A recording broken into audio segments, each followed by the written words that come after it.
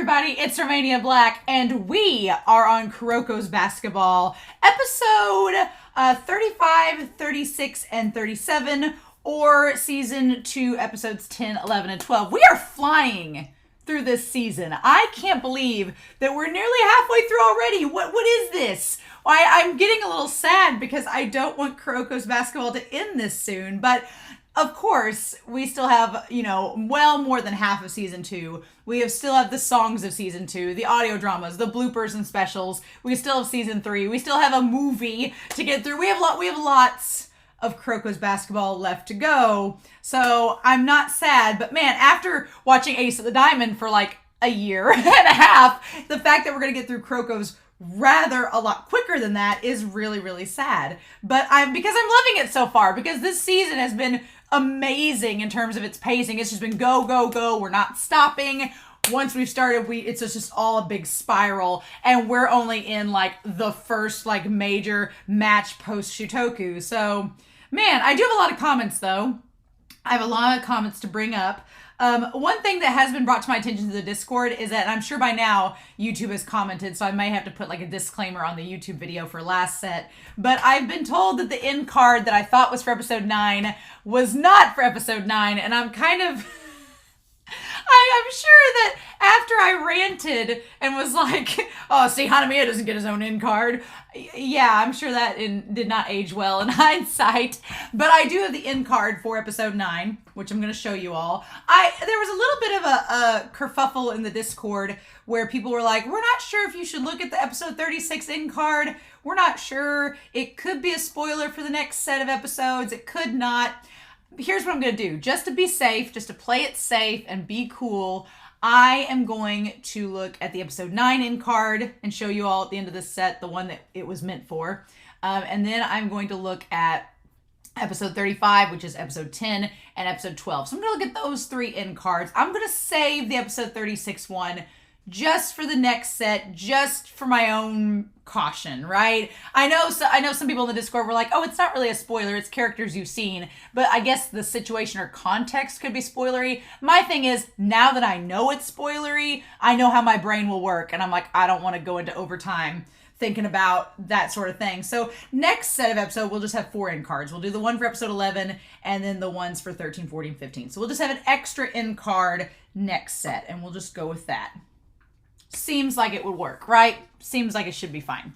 But yeah, so we've got some comments to get through before we start this episode set. I have a lot of really good comments. Cameron noted that there are no OTs. The fact that there was no OTs in the last set could be based on the FIFA World Cup. I don't really watch football or soccer very much. I know everybody wants me to watch Blue Lock. Maybe that will be my next sport that I get into is soccer. So we'll see. But apparently in the FIFA World Cup at the group stage, there is no overtime either. So maybe the mangaka is basing it off of that. I don't know how Japan works with their basketball regulations, if that's just something that's pretty common there. It just threw me off because I'm from a Western audience and we normally always have overtime. That's like the big thing is like, oh, overtime. So that's interesting. Jordan G said, and several of you commented, but Jordan G was the first, saying apparently Hanamiya and Teppei is a ship. You monsters, you masochists, I can't judge shippers because I'm one of the weirdest shippers out there, but what? And the fact that Jordan said there's like 400 fanfics on AO3 of Teppei and Hanamiya. What? Why do you do this to yourselves? Here's the thing though. I feel like there's so many of those fanfics because here's the situation. It's one of those fix-it couples. It's like Teppei is going to make Hanamiya... It's one of 2 things. It's either Teppei is going to make Hanamiya realize, what's deep down inside of him. And it's that whole bad boy becomes a romantic interest sort of trope. It's that. Or it's some really masochistic writers that are like, we're going to make this angsty as hell and make Teppei suffer. And I'm like, why are you doing this? So... I don't know. The one silver lining of finishing Kuroko's Basketball is that I will be able to read fan fiction. I may have to check this out just to see which it is before I do my giant ship video that will inevitably have to come because I've already detailed in my head. I'm like, I have to make a shipping video there's no stopping it now. It just needs to happen. So yeah, that's rather interesting. Also, Kagane and Matobi ship. I'm here for it. I'm here for a silent guy and then a quirky, talkative extrovert. I'm a sucker for that trope. Let's do it. KA had a really cool story about Hamuro's VA and Kagami's VA, because we know Hamuro's VA plays Chuya, right? And he's a pretty well-known voice actor. Apparently, Kagami's VA, again, we're going back to football, going back to soccer, but apparently Kagami's voice actor was actually a high school soccer player that was intending to go professional.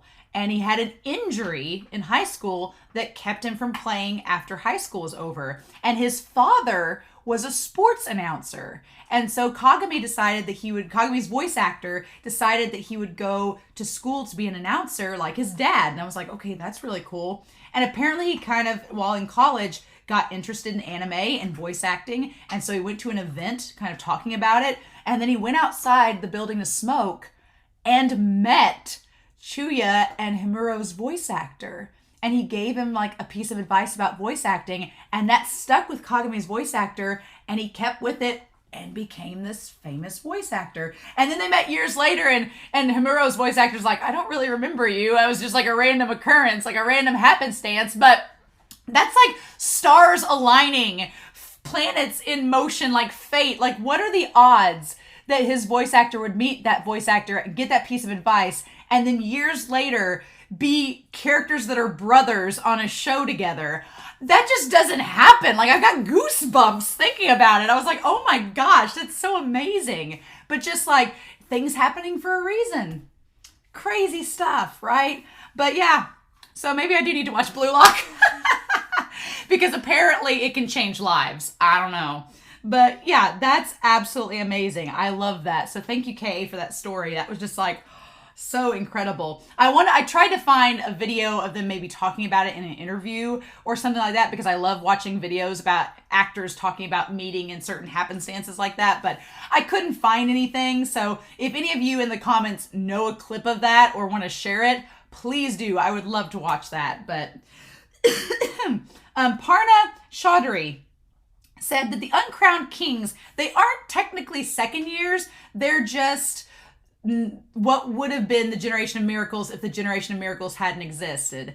And I kind of don't like that, to be honest, because it makes them seem less, right? Which I guess they are, but I almost like them being second and third years, because it implied that they were their own Generation of Miracles, and then you had the Generation of Miracles. So that kind of makes them seem like, I guess they are secondary players, so it's not wrong, but it just kind of leaves a sour taste in your mouth, being like, Teppei deserves better. Hanamiya does not, but Teppei does, right? And speaking of Teppei and Hanamiya, RGRYT says that Hanamiya Makoto translates to Flower Palace. Someone else said that Makoto often translates to truth, which is ironic. But their names are associated, apparently the uncrowned kings. You have the Generation of Miracles, whose names are associated with colors, right? And then you have the uncrowned kings, whose names are supposedly associated with nature. So we have Hanamiya, which is a flower, and we have Kyoshi, which is wood. And I'm like, which makes sense for Kyoshi. Like wood, it's strong, it's durable, but it can be broken, you know? So I don't want to know what the other three are. We'll find out as we go. But I find that interesting that they're like bits and pieces of nature. Very cool. I like that a lot. So thank you.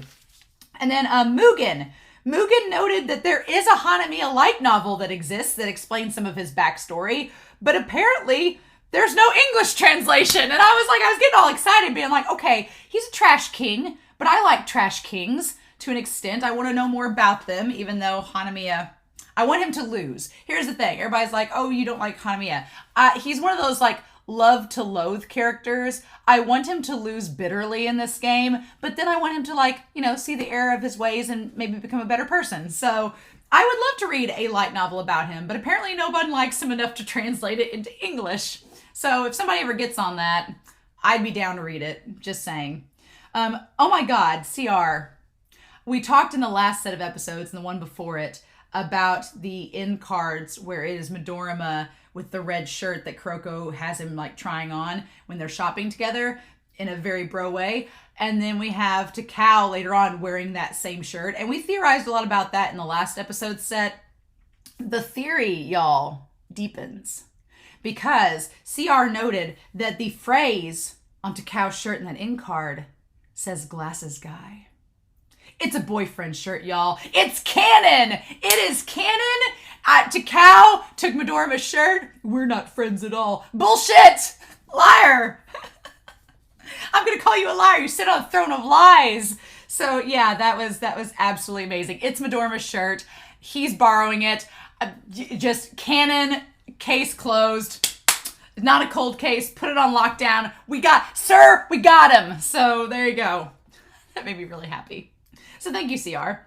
Kaylin V said that in the OP, it's really, and I like this point too, it's kind of cool because you have the Generation of Miracles kind of on one side of the beach, and then you have Momoi, and then you have Kuroko. So Kaylin V was saying that Momoi kind of visually is this representative of kind of the bridge between the Generation of Miracles and Kuroko, which is kind of true. She's sort of been like the middle woman in between, communication with all of them so far in the series. So I thought that was pretty neat.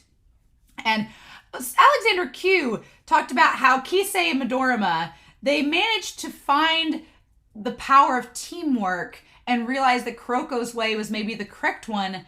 But the irony and the tragedy of it all is they don't really find this out until they distance themselves from Kuroko and form their own teams. That's kind of the sad, bittersweet thing of it all. It's cool that Midorima and Kisei have found their team and realized that they're great working together. But the sad thing is they had to do it while on their own teams and not with Kuroko himself. So I don't know what that says about the rest of the series and what it will be, but I'm just glad that Kuroko has found Seirin, which is literally the embodiment of Nakama, and that he's with Kagami and Teppei and Hyuga and the others.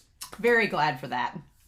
And then finally, Anime Annie saying that, yeah, this show, Seirin's playstyle is run and gun, and that's exactly what this season is. And I'm like, yeah, it just feels like we're just going, nonstop. We're already at episode 10, and I feel like I just started the season yesterday. So, right? Also, Hyuga's playing is fun with you. Definitely, Anime was like, it feels like a teenage love confession when Hyuga's like, Kyoshi, playing with you is kind of fun. I'm like, yes, absolutely. OT3, Hyuga, Teppei, Riko. I can't not ship Hyuga and Riko. Their ship is too perfect, but throw Teppei in there, we're good. So yeah, that's my notes. I'm really excited, y'all, for this set of episodes. We didn't end on a cliffhanger, but we kind of did with Teppei with his arms outstretched like Papa Bear, blood coming down his face, being like, I'm here to support my team. Y'all are garbage, and I'm here to throw you all away. And I'm like, I'm here for this. So I've talked way too long in this intro. We need to get started. So we are going to start Kuroko's Basketball Season 2, Episodes 10, 11, and 12, 35, 36, and 37. And we're going to do that here in 3, 2, 1, and let's do this, y'all.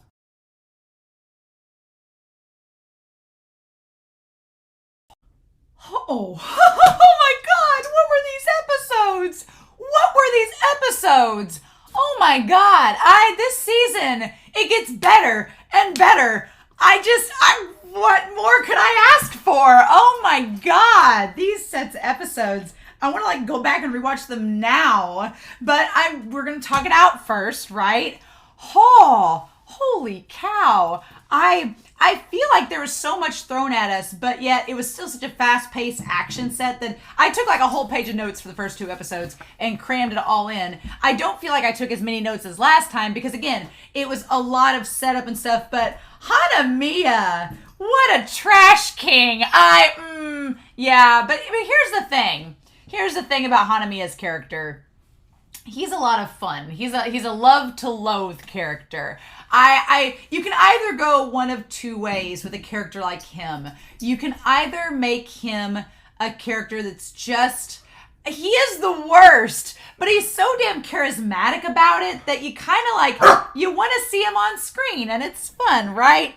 So I do find that interesting about him, but man, when you talk about these episodes and Hanamiya, just the triple fake out, right? And then Teppei and Hyuga, all the Nakama, and then Toho coming in. Toho, Midorima and Shitoku, when they show up at a training camp, they're just like, oh, hey, what's up? We're just going to have a quick chat. Nothing crazy. Just, laying down some advice. Maybe you should fix yourself on this, Kagami, and then we're going to peace out. Toho, lays a smack down, slaps their dicks on the table, and they're like, let's go, next round.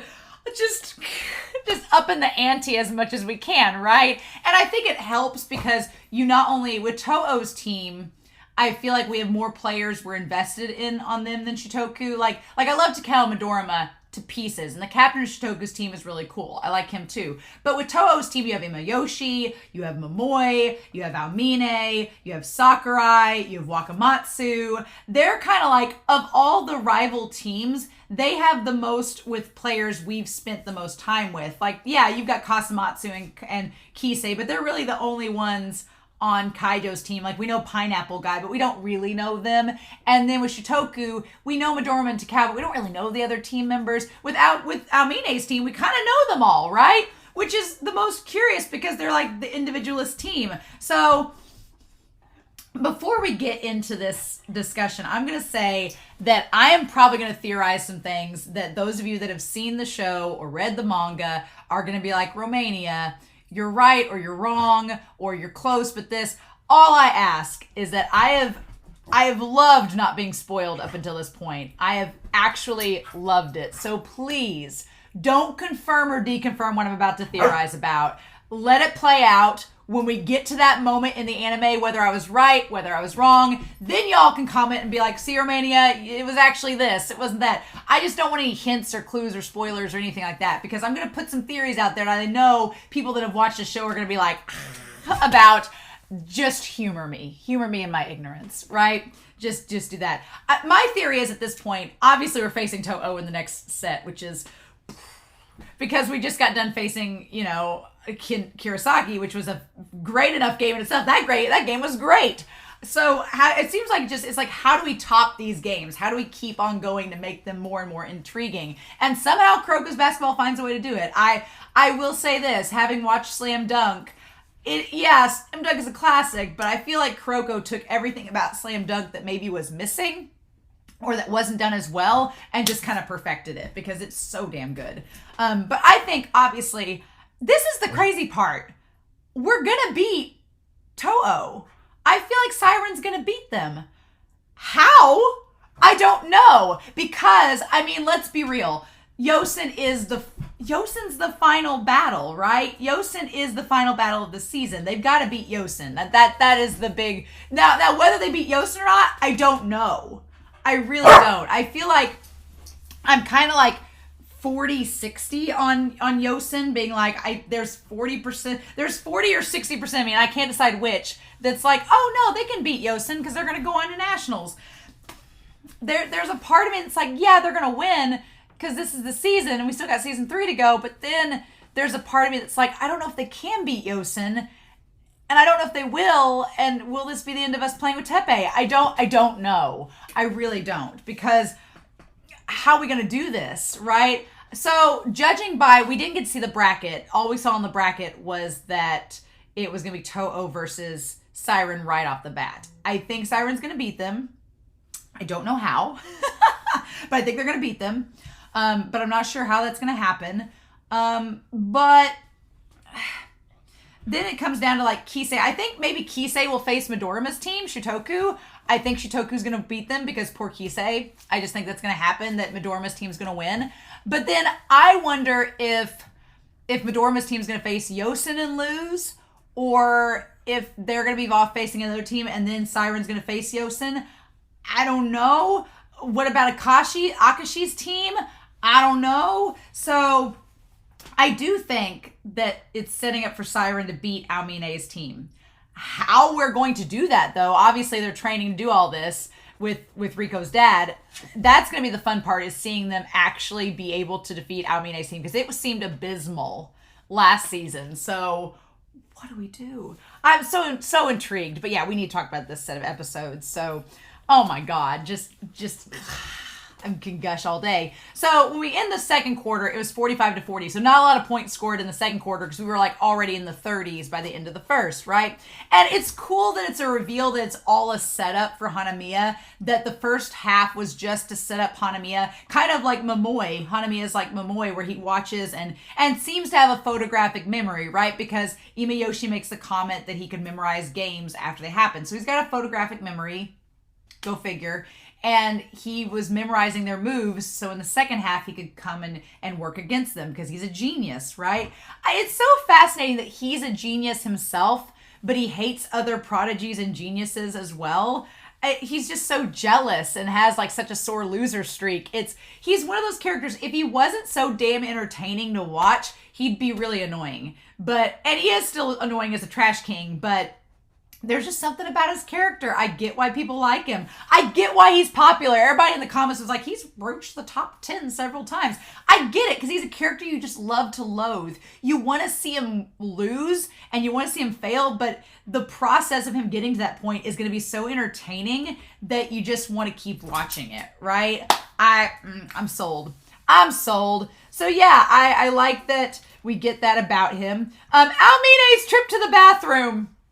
Nothing good happens when athletes go to the bathroom, right? We'll talk about that in a minute. But he sees Hanamiya like up in Kuroko's space right before he goes, right? And I thought several things were going to happen with this character that don't end up happening.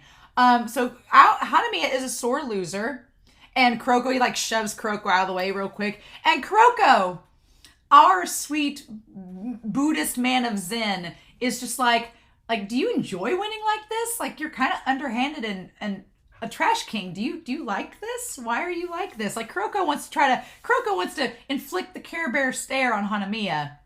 What he doesn't realize is that Hanamiya doesn't have a soul. He doesn't have a heart to do it, right? The sob story that Hanamiya pretends to give at first, I was getting real concerned watching the episode, because for a split second I was like, show, are you trying to make me feel bad for Hanamiya? Are you trying to make me feel like empathy towards him? What are we doing? And I'll be honest, if the show went that route and gave Hanamiya some kind of sobby backstory, I would not like his character as much as I do when he was like, Baka, just kidding, Baka. I was like, the voice actor for him is perfection. Like, absolutely love it. Where he's like, I made a promise. This is the only way I can defeat the generation of miracles. Like, he basically breaks the fourth wall to tell us, the audience, like, oh, were you expecting some sob story with me? No, I'm just an asshole. Deal with it. It's like, because this is the thing.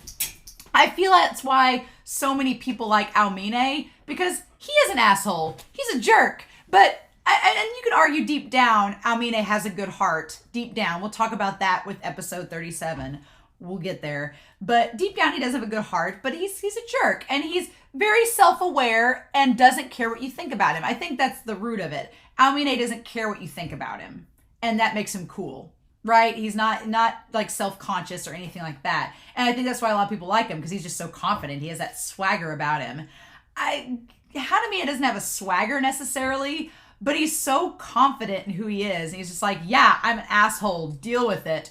You kind of have to almost respect it, right? I respect him more as a character that is unabashedly a gremlin and cruel than I would if he tried to have some kind of secret sob story. Like, I don't know. That moment where he was like, kidding, idiot. I was like, okay. I'm here for Hanamiya's character. I think he's complete garbage. I think he needed to lose this game. And we'll talk about Teppei at the end, but I respect his character more because he's just, for the mangaka to say, no, this guy's just a jerk, is pretty bold move. I like it.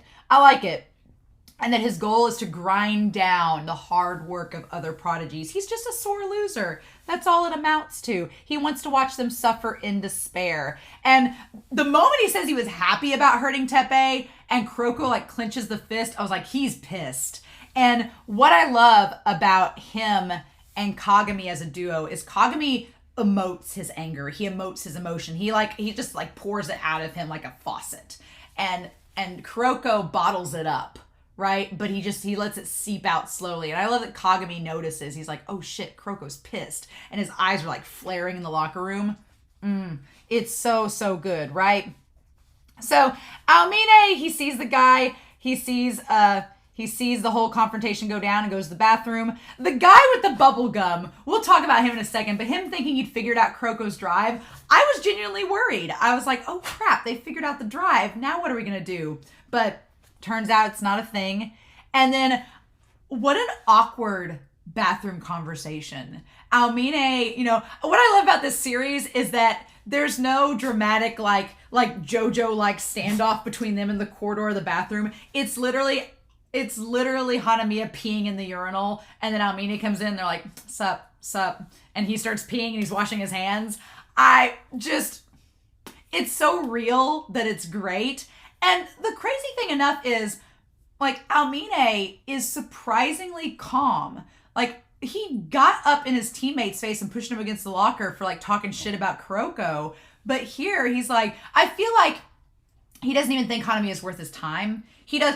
Aomine understands, I think, what Teppei gets at the very end of this match, that Hanamiya wants to get a rise out of you. He wants to see you react to what he says and does. And Aomine is smart enough to be like, no, I'm not going to give you what you want because you're lower than dirt. So instead, I'm going to be calm and collected, which is, for Aomine, holy cow, and says, no, you guys are going to lose because you made Tetsu mad. I'm like, I love it. I love it. He's like, he gave off such X vibes this entire episode set, especially the last episode. He gave off the vibes of someone's ex-boyfriend that notices that the ex has moved on to a stable relationship and is like, proud of you, but he's still lingering, right? He's still lingering. And maybe he's trying to get back on good terms with Kuroko. I feel like he's trying to be like him laying down the water bottle. God, we'll talk about that. But I feel like he's trying to get back on Kuroko's good terms with him, being like, hey, realize that, breaking up with you is probably a bad idea, probably a mistake, but, maybe we can be friends. I don't know, maybe. Like, I feel that's what's leading with Aomine, but we'll talk more about that. But he says that you're going to lose because you made Kuroko mad. Kuroko, he's just really not pleased by all of this. And then Seto, we get Seto in this. And Seto is the guy that has been sleeping the entire time, and when he slicks back his hair, it looks like he's 40. It's great with the big mole in the middle of his head.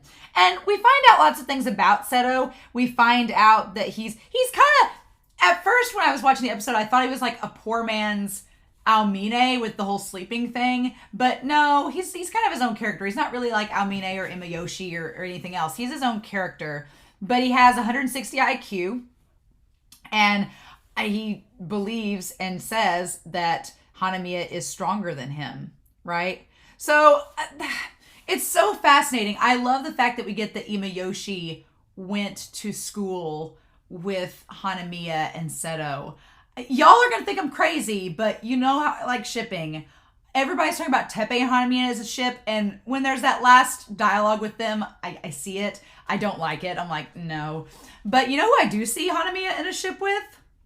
Maybe Imayoshi? I don't know. I feel like Imayoshi could handle Hanamiya because he knows him. I feel like Imayoshi is smart and shrewd enough to be like, yeah, I could take him. I feel like that's the thing. So if you told me you shipped Hanamiya and Imayoshi, I'd be like, I see that. I'm on board with it. Give Imayoshi a good ship, right? Let's do this. So in the third quarter, Seirin got that one dunk in to get 47 points, and then they don't make another point that entire quarter. And Kurosaki gets 18 points to be 58-47 at the end of the third. And the idea is set that Hanamiya laid a trap for Seirin, that he laid a trap. He spent the first half memorizing their moves. And I like the way that they describe it. The whole thing with Kurosaki is in the first half, they try to physically crush them.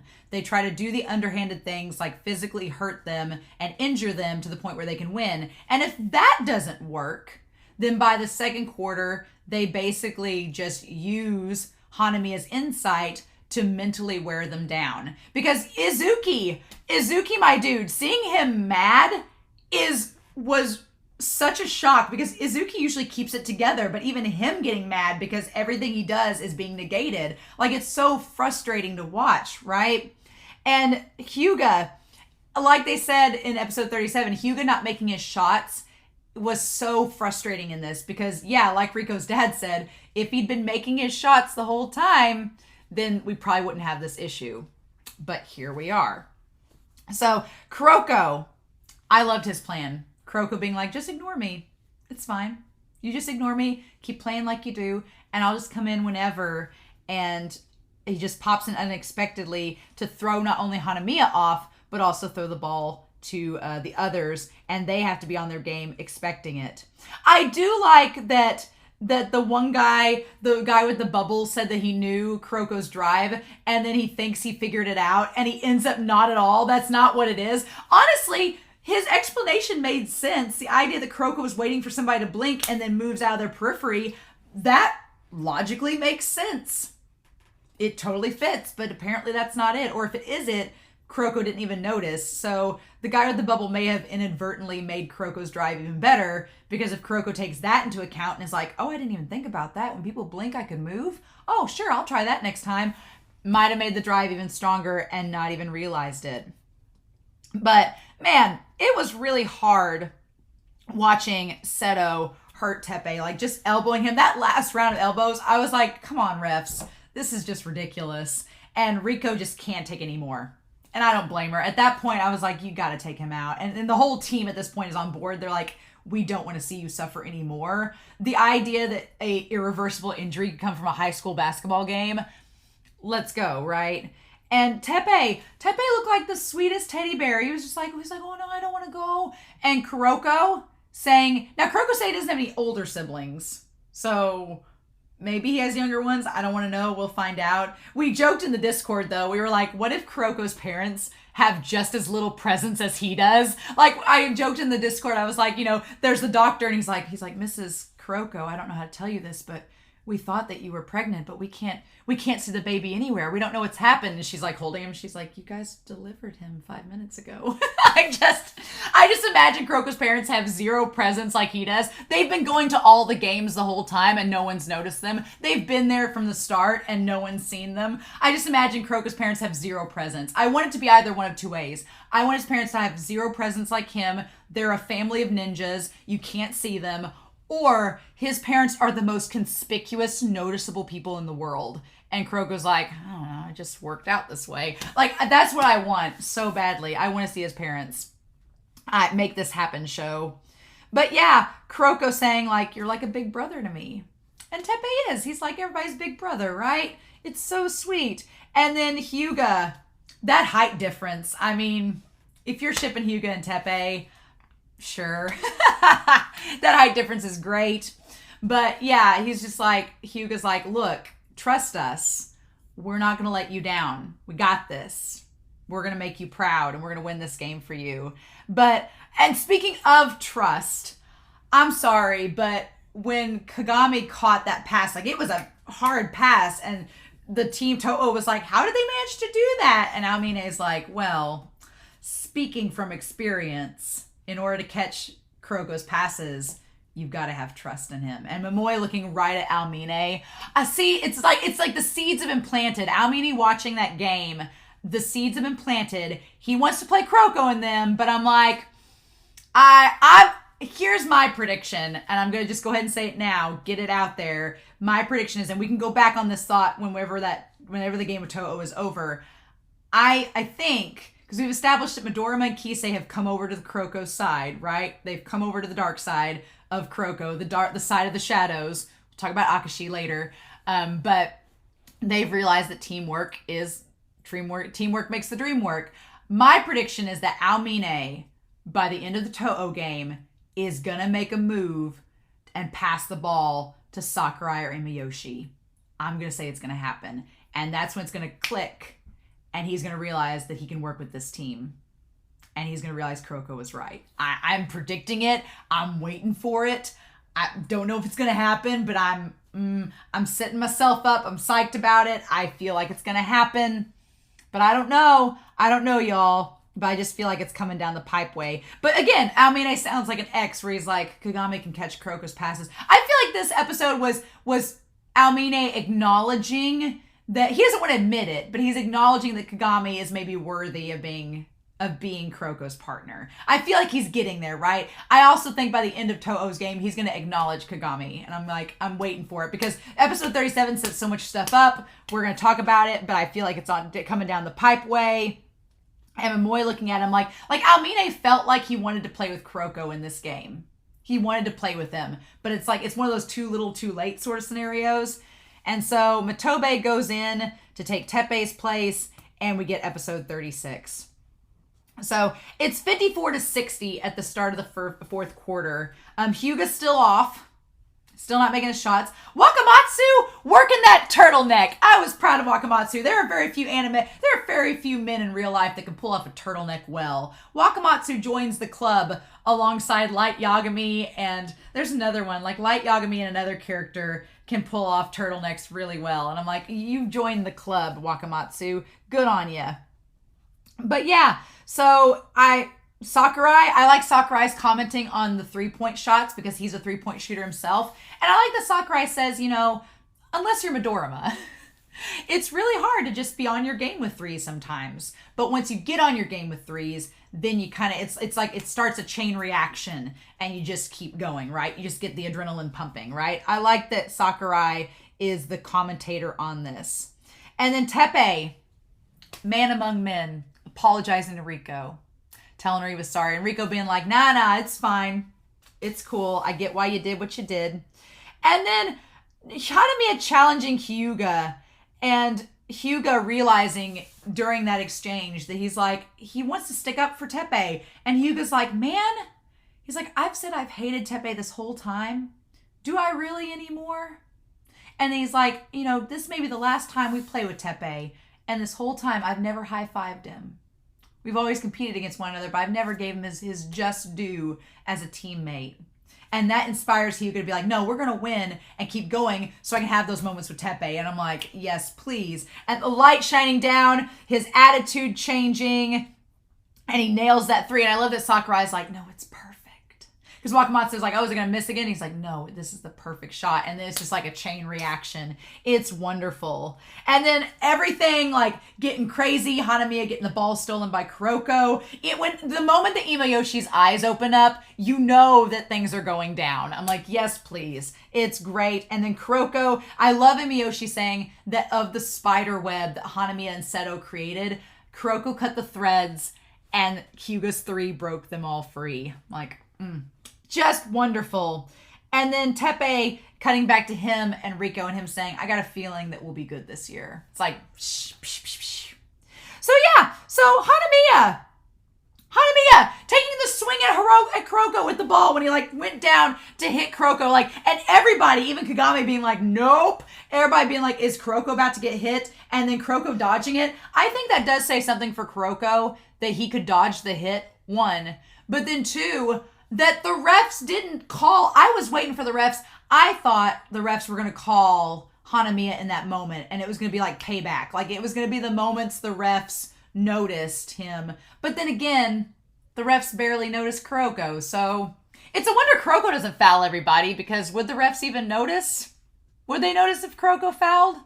Does he have that much presence?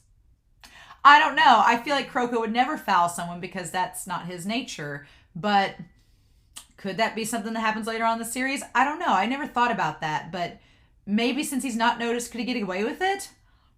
I don't know. Interesting. But yeah, he takes a swing at him.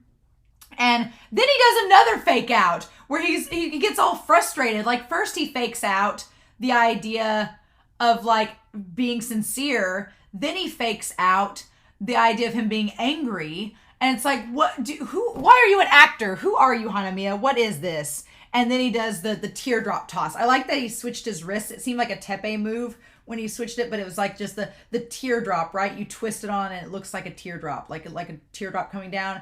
I like that. And Imayoshi, again, if you ship Imayoshi with Hanamiya, he looks impressed at that moment. He's like, oh, you got another ace up your sleeve, huh? I kind of almost want to ship Imayoshi with Hanamiya just because I feel like Imayoshi could handle him and be like, and not be thrown off by his trashy ways.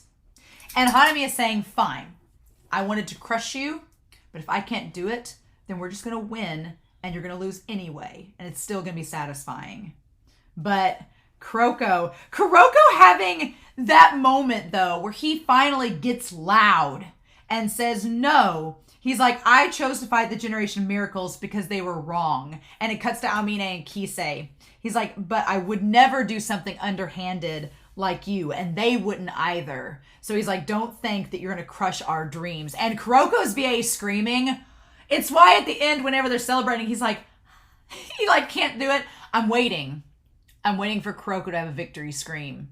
I'm waiting for it. I'm holding on for it. I really am. I'm waiting for it to happen, but I don't know if we're going to get there, right? But him screaming, and then he can't scream afterwards because of it. And they don't just win by a nail biter. They win 76-70. And I'm like, that's how you do it, right? That's how you do it. And Aomine's fired up. Midorima's fired up. Midorima's smiling and Aomine's smiling. Like, Aomine smiled before. So that part is like, oh, cool. And I love that Sakurai notices that he's like, Aomine was smiling. If y'all ship Aomine and Sakurai, it's adorable. I'm here for it. It's cute. Aomine is like the perfect polar opposite for Aomine. But Midorima smiling, he smiled like 3 times in episode 36. I was like, oh my God, I love it. It was so sweet. It was great. But Sakurai noticing, and then, oh my God, Hyuga getting that high five in, making Riko team up. I swear, I want Riko and Hyuga to get married and Teppei to be the best man at the wedding. I just need this to happen. I'm not asking for much, show. I'm not asking for much. But yeah, Riko crying because they finally like connected and they won the game. The light shining on everyone's faces and it being so wonderful. And then Hanamiya doing one more fake out.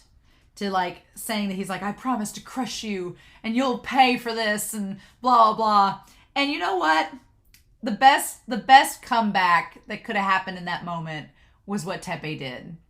Teppei's comeback where he's just like, I really thought your shot was cool. I look forward to playing you again. Like taking the high road. And the thing that's so frustrating for Hanamiya is that there is not an ounce of sarcasm or snark in what Teppei said. There was not an ounce of disingenuity, however you want to say it. There was not an ounce of genuine attitude lost in that moment. Like Teppei was being 100% serious, saying, no, I do want to play you again. And Hanami is like, I just can't win, can I? And just stalking off angry. Like, I freaking loved it. It was great. And then we cut back to Shitoku's team. They won 112-81. Surprising no one. Midorima is smiling. He's happy with his team. It's so cute. And then Kuroko, trembling with excitement. Like, everybody's on a high right now, right? We're all ready for the Winter Cup. There's sparks of excitement in the air. Aomine's excited. Midorima's excited. Kisei's like, let's do this, bitches. And Kuroko is so excited. And it's so funny that Kagami scares Kuroko. He's so fired up, he's distracted. And Kagami scares me. He's like, stop just showing up. You're making me angry. And Kagami's like, now you know how I feel 24/7. Like, it's so cute. And he knows how Kuroko feels. Like, I don't know. I'm sorry, y'all. But as much as I do like Aomine and Kuroko as a ship, they're a great ship. Kagami and Kuroko just like speak to my soul. They're just like, they're so perfect with each other. I love it so much, right? And so, Takao, also, I'm gonna go back to this whole we're not friends Shin-chan, as I say it with like the SpongeBob meme lettering, like Shin-chan. Anytime you say Chan with someone's names, you're friends. Sorry. But the whole we're not friends things, he packed an extra pack of tape and gave it to Midorima knowing he was running out of tape. If that's not friend vibes, I don't know what is.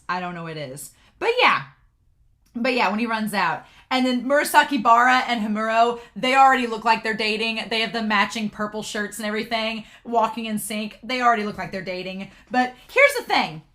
There was the screenshot of all of them together with their keepers, except Akashi.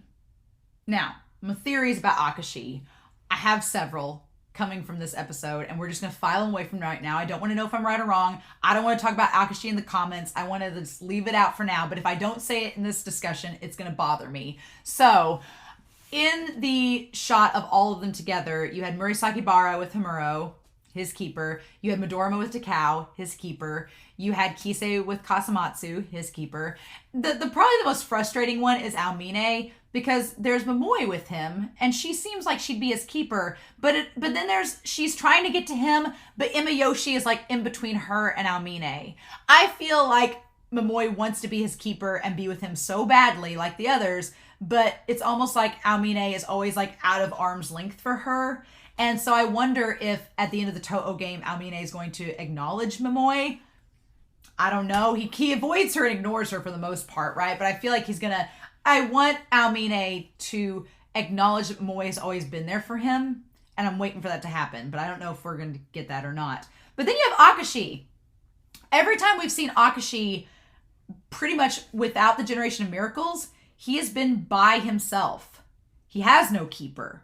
He's all alone. And I'm sorry, but that, I know it's symbolic. I know it's for pure symbolism, but Akashi in the shadows in the dark gym with the moonlight, I'm like, what are you doing? Turn a light on, you weirdo. I'm like, just what? I feel like Akashi is the antithesis of Kuroko. I feel like Kuroko's all about the teamwork. Akashi is all about just winning. We don't need friends.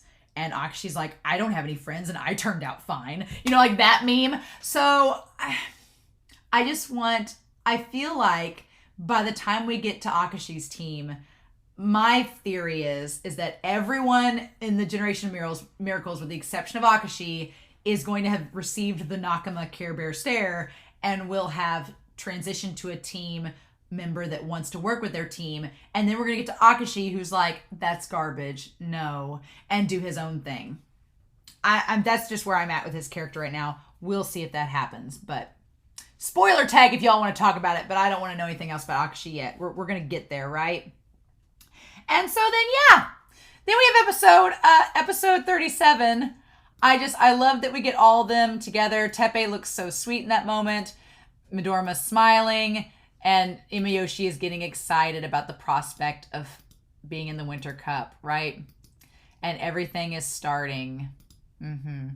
And Hyuga's like, why do we have to keep chasing after you, Bakas? What's the deal?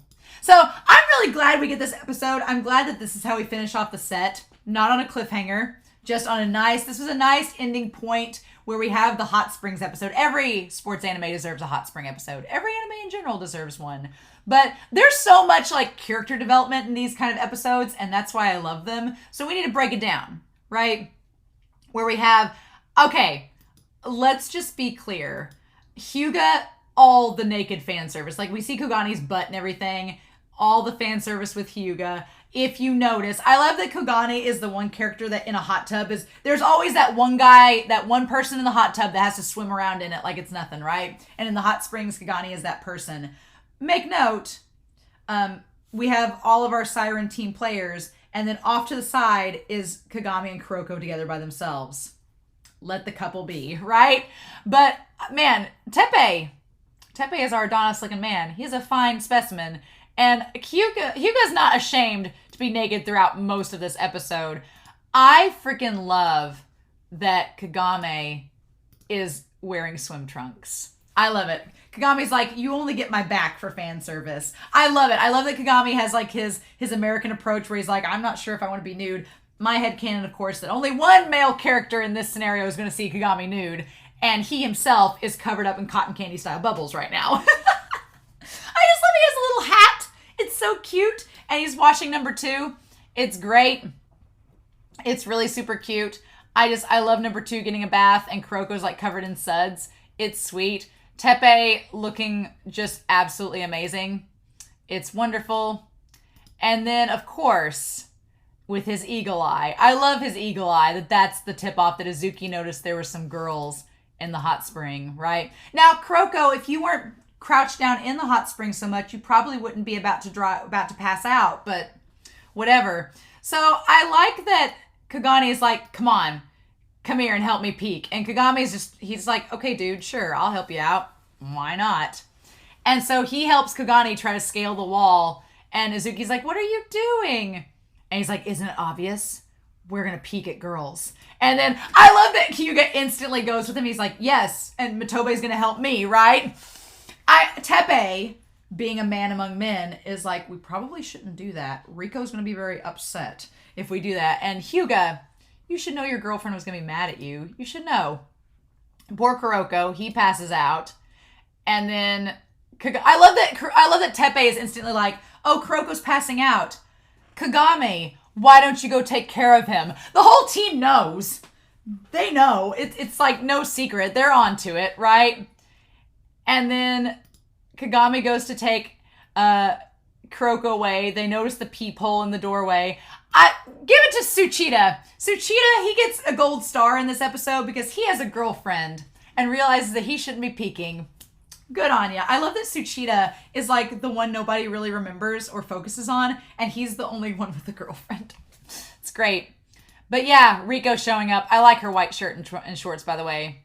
She's like, yeah, hi, how's it going? I love that she beats up everyone except Teppei because she knew Teppei was not going to peek on her. I love it. It's great. Plus, she also probably knew that Teppei was injured recently, so she didn't want to make it worse, right? I don't know why people give Riko such a hard time. Like, Riko has a great body. And screw you, guys that are just like, the girls have to have big boobs. Like, Riko is fine. Momoi is just very well endowed. But she's, like, just as skinny as Riko. Like, just what the hell. Also, man, Izuki got a big slug on the face. Like, what the hell? He had a big old bruise on his face. Hyuga, if you notice, did not get beat up nearly as much. Riko playing favorites over here. And then I love that we look in the shadows and see, like, we see the guys from Toho in the steam. I love Wakamatsu's, like, perched up on the rock. What the hell? It's great. And then Sakurai's, like, just hidden in the water, like, I'm so sorry. Like, can we talk about this scene with the vending machine, too? Where Kagami, like, Kuroko's passed out on the bench. Here's the thing. Boyfriend vibes from both Kagami and Aomine, right? Because you have Kagami being like, oh, the sports drink is sold out. And he says, I'm going to go and buy something outside. Kagami would go the distance, right? He takes off, goes the distance to go get his man a drink, right? But then Aomine shows up with his own water bottle and he's like, here, Kuroko. Like, smooth move, so smooth. But, oh, it's not the smoothest move of the episode. Hell no. I love that Aomine puts it down and dressed in black gets his grapefruit juice. Of course he'd get grapefruit. It's bitter, right? It has a tang to it, right?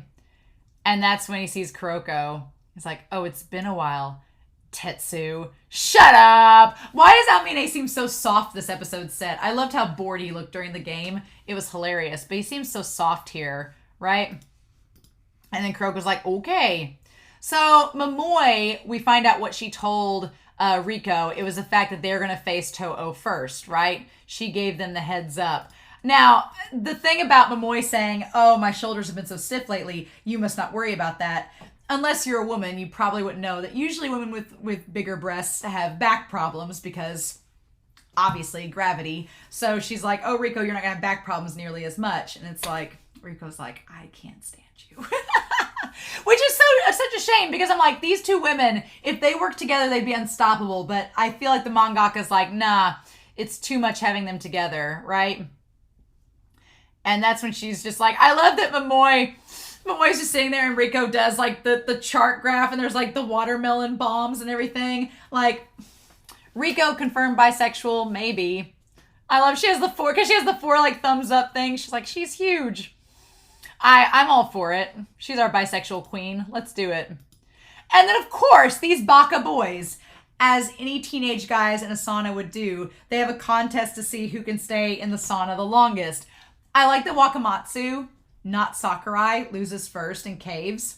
It's great. If I'm being honest, if we looked at these guys in the sauna, who would last the longest? Like, Sakurai could barely hold on. He barely beat out Wakamatsu, I feel. I feel like Imayoshi and Teppei would be the last men standing. I feel like Hyuga would give a valiant effort. Maybe Matobe could last long enough, but I feel at the end of the day it'd be Teppei and Imayoshi that would be the most grounded because Imayoshi is kind of the Teppei of Toho. He's kind of the anchor of them all, right? I feel like if Teppei brings Seirin together, then Imayoshi does it for Toho. Oddly enough, right? I feel like that's the case. But then I love Wakamatsu's like, I'm back! And they're like, that's not how this bet works, right? Again, when Shitoku shows up for training camp, Midorima, because he's such like an introvert, he's like, I just want to talk to Kagami for 5 seconds and go. And Takao's like, sure, whatever. But when Toho shows up, they like smack down. They're there to lay down the law and be a threat. And it's like, really? And so then we have this beautifully awkward, quiet moment between Kuroko and Aomine where it's like, hey, what's up? It's been a while. And he's like, oh, is that drive the new move that Satsuki mentioned? And Kuroko just stares at him. He's like, yes. And he's like, I developed it to use it against you. Which, yeah, makes sense. Like he used it against Midorima, but the real reason is to be able to use it against Aomine, right? And I love that Aomine, he's just kind of like, well, that's not going to work, says the man that it's probably going to work against. He's like, I'm going to win the Winter Cup. And then that moment, Kagami showing up being like, we're the ones that are going to win. I can't tell you in words of the human English language what it means for me to have Kagami wrap his arm around Aomine, to get the goat, to get the drop on Aomine, the same way Aomine got the drop on him. For that moment to happen, that there is nothing in the human language that can express the emotions it gives me. I'm so pleased with that moment because it's like Kagami saying like, nah, we can face you. It's fine. It's all good. And I love that Aomine in this moment, he can't walk the walk. I'm kind of surprised. He kind of lets it get to him, right? He's like, don't put your arm around my shoulder. Like it gets to him in that moment. Like he really gets aggravated with Kagami, which is funny because it's like, dude, you just did the same thing to Kagami earlier. I feel like in this moment, Aomine is genuinely threatened by Kagami for the relationship that he has with Kuroko and the fact that they work together so well. I feel like he's genuinely threatened. Also, if you notice, you have the yellow cup of the yellow can of the grapefruit juice, and the one Kagami got for Kuroko is bright blue. They're polar opposite colors. I love it. But yeah, and he's like, oh, Kagami-kun. He's like, here you go. He's like, drink my sports drink, not the one that Aomine gave you, right? And Aomine's like, oh, you think you're going to win, huh? And in this moment, he's like, well, it's not enough. He's like, more.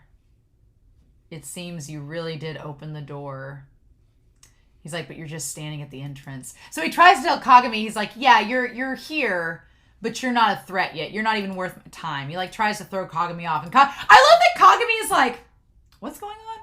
I like that Kagami, there's all this talk about Kagami becoming a new generation of Miracles player, and Kagami has no idea what he's talking about. He's like, do you all have like some kind of telepathic link I don't know about yet? What's happening? And that's when Momoi realizes and reveals the bracket, and Imayoshi brings it up too. And he's like, the announcement isn't until later today, but Momoi, she has ways of getting this data. She's got inside connections. And that's when they say, well, shouldn't schools from the same prefecture not play one another? And he's like, well, normally, but we've got this special bracket, you see. I love that Teppei gets immediately stern when he looks at it. And because this is a special bracket, they kind of foreshadow it too. They say this was likely the only time it was ever going to happen. Of course it is. That he says in the first round, it's going to be Toho versus Seirin. He's like, I look forward to playing you. And Sakurai looks like apologetic as always. And that's when they're like, our first opponents in the Winter Cup are us. Toho and Seirin. And Momoi's like, I like Tetsu, and that's why I'm not holding back. Now, I love this moment with Riko, because Momoi gets all up in Riko's face. And when she says this, I'm like, oh, girl, that's a bit arrogant. When she says, it's too bad you'll be out after the first day, though. Like, when she gets all up in in Riko's face, and Riko's like, you know what? No, I'm not going to sit you bounce your boobs around and not take it. She's like, let's have a good game. And Riko's like, excuse me, you're acting pretty superior, huh? And I love it. She just like pushes right back. She's like, no, don't underestimate us. My boys aren't that weak. I love it. I love Riko's like, don't be underestimate my boys. I'm just like, oh, such coach vibes. I'm like, yes, that's the difference between a manager and a coach, right? God, I love it. I love that Riko stands up to Momoi and is like, we're not backing down. we're not getting, upset by you all. You just wait. And I love that her and Hyuga say, we'll show you at the exact same time. Married vibes, OTP, cementing it, just cements it. Riko and Hyuga, that cements it, if anything, them speaking at the same time, right? And then Miyoshi's like, wow, okay, like, sure. He's like, I'm not impressed. But he uses the example of Josei beating them 170-39, which granted, 170 is insane. But it was a practice game. Still insane. But also, Aomine versus Narumi, really, yeah. So I don't think that's much of I don't really see that as a big threat, though. And I like that Kuroko doesn't either. I like that Kuroko's like, cool, we get to play you. And he says, sorry, Kagami-kun. I just celebrated internally just now. And I love that Kagami is like, like, okay, yeah. He's like, yeah. He's like, what are you talking about? That's how I feel. He's like, everybody's thinking that. Riko, she's being so stern. And our boy's standing up being like, we're not, scared of you all now. I love that Kagami takes the can of Aomine. He says, nobody thinks winning is going to be easy. He's like, and if we win enough games, we were going to face you eventually, sooner or later. So let's get this over with now. Nothing beats repaying a debt quickly.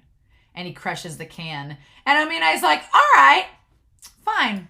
I'll face y'all. He's like, fine, let's do this. Bring it on. I love it. I love that Kagami and Kuroko are on the same page. They're like, no, let's fight. Let's do this. We got this. Let's go. And all of Seirin are pretty much on the same page. And so then Kuroko with his bedhead. I love it. He's like, where's Kagami-kun? I like that nobody noticed except Kuroko that Kagami is missing. And that's when Riko's like, no, he's not practicing with us for a while. She's like, starting today, he's going to do something else. I'll explain later. And again, this is tying to her dad's thing that you all have to grow individually in order to work better as a team. Kagami needs to go learn street ball from America in order to be able to match up with Aomine's moves, right? Because Aomine is using moves that Kagami recognizes from America. So he's like, I need to go play some street ball, brush up on my skills, and that way I can face Aomine with his trick shots. Love it. Love it. I love that Kuroko is the one we zone in on for being concerned, right? Also, the dad. Oh my God. He says, don't call me dad. I'm Kagatora. Kagatora, right? Oh my God. Kagatora Ida. Him pointing the gun. Him pointing the gun at them being like, which one of you bastards saw my daughter naked? Oh my God. He's like, step forward if you saw her naked yesterday. I love that of all the players, Hyuga is the one with his arms wrapped around Kagami being like, it's our fault. Oh my God, no. I again, totally picture, it's such vibes. Hyuga playing one-on-one against Kagatora. I'm like, father-in-law, son-in-law playing against each other. It's all there. Captain versus this former guy that apparently played for the national basketball team for Japan. Cool. So obviously Riko's dad's really good. He's a really good ball player. He knows what he's doing. He kind of has a creepy vibe to him, but it sounds a little bit like Haruhi's dad from Ouran High School Host Club and how he teases her. It's similar to that. Like, it's kind of creepy, but he just loves his little girl and doesn't want her to see her with anybody else. And she's like, Dad, you're embarrassing me. So him looking at all of them and realizing what they need to improve on. Being like, okay, you guys need to run in the mountains, strengthen your muscles, get better. You all have things you can improve on, and this is how we're going to do it. He's like, they've all improved physically, but they're stiff, right? You know what's hilarious? We see the body of one player, but we never see their face. And then the body that's jacked slowly turns into like a colossal titan. We see that. Would that not be hilarious if the body that we see that we don't get to see the face of, what if that was Aomine's? And that's the only fan service of him we get is Aomine's torso. That's all you get. That's it. You never see Aomine naked. You're just going to see that and that's going to be it. Right? But then he's like, we need to all develop you guys to have secret weapons of your own so you can fight Toho. Because he kind of says what we've been talking about since the last time they faced each other. Toho, for being a team of individuals, they're still stronger in terms of being a team because they're stronger individually. So when they work together, it's like it just compounds on top of itself, right? So Seirin needs to get to the exact same place, right? They need to get the same position. And he points out Hyuga's flaws. He's like, Hyuga, when you were playing against that one, against Sakurai, why didn't you shoot? Why didn't you go back and do like a teardrop or something else like Hanamiya? Why did you try to do something you're not good at? He's like, play to your strengths, right? I also love that he calls, what does he call it? He calls Matobe a cutie, and he calls Kagami catface. Or no, he calls Isuzu cutie. I thought it was Matobe, but he calls Isuzu cutie. That's cute. That's fun. And so then he takes Hyuga one-on-one. I love it. I love seeing the younger version of himself. It's kind of cool. It's neat seeing him like in his younger days. And he's like, that wasn't speed that I used against you. He's like, you can do that too. It's like, you just got to know how to do it. And he's like, teamwork starts to shine with a strong group of individuals. So we're going to get you to that point, right? We're going to get you guys weapons that you can face Toho. And then Kagami, he's off to do his own thing, right? So we see like him at the airport, gate 5 to flight to Los Angeles. Oh my gosh. And Kagami looks so good. He always looks good. He has great fashion. That green hoodie, the headphones. I'm like, hell yeah, Kagami looks great. I'm excited. I want to see who he's going to see in America. I'm pretty excited to see that. That'll be a lot of fun. But yeah, oh my gosh. Just, what do we do, y'all? So, we do have some end credit scenes I want to show you all before we get to the end cards. The end credit scenes for this week were absolutely wonderful. We only get 2 with Shutoku, but it's enough. Y'all, look at this jam. I laughed so hard taking notes when I saw this. I'm with Takao. I was laughing so hard because you have Midorima, his cart flying open, and you know that toy train was his lucky item, and player 2 like broke it apart and chomped on it. Midorima's like, no! Also, Midorima and Takao's fashion on point, but I love that player 2 snuck in the cart with Midorima, broke his toy. That kid's laughing at Midorima's folly. It's absolutely wonderful. It's great. And then the next one where Shutoku has great fashion. Look at them.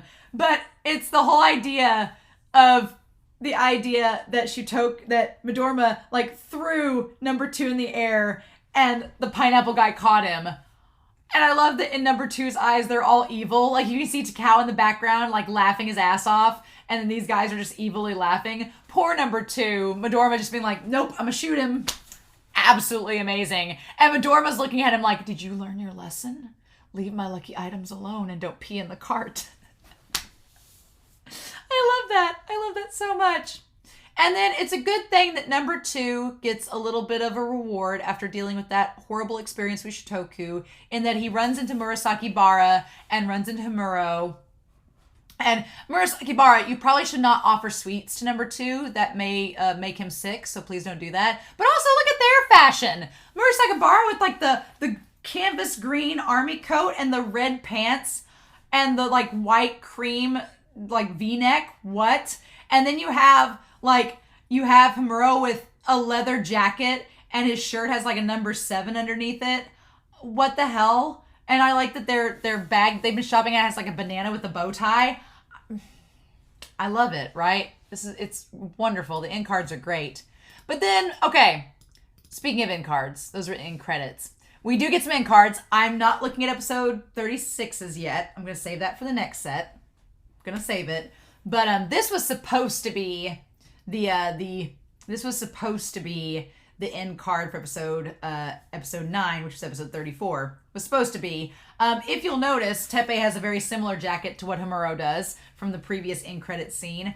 What the frick is up with Hanamiya's bolo with the cross, with that like beautiful little baby blue cardigan. That fashion makes no sense. Trash king. Trash king indeed. I do like the Kurosaki in card that is for episode 35. That is all of them in like the blues and the teals. It's kind of cool. I like they all have hats. Like they all have like a fedora. Hanamiya would wear a fedora. He would. And then I like that whatever like little turban hat that the guy with the hair on has on. It's very weird. And then we're skipping episode 36 for this set. And then episode 37, Riko with the Nerf water gun. I love it. And then Isuzu has like the A and B sides. I'm assuming for maybe the Cops and Robbers game that they played. It's great. But yeah, God, this episode, I've talked nearly an hour about it, but so freaking good. Oh, I loved this episode. It was absolutely wonderful. And this episode set, it's been maybe my favorite so far. Maybe my favorite so far this season. It just gets better and better. It gets better and better. And now you're telling me we have at the midpoint of the season, last season, Aomine's team was like the final round, and now they're not even that. I don't know what to do, y'all, but we got training going on. We had a game against Toho. I'm freaking excited. So I hope y'all have a wonderful week. Please stay safe. Take care. I hope you enjoyed this reaction discussion, but I will be back next week full force for episodes 13 through 15 of Kuroko's Basketball. Bye.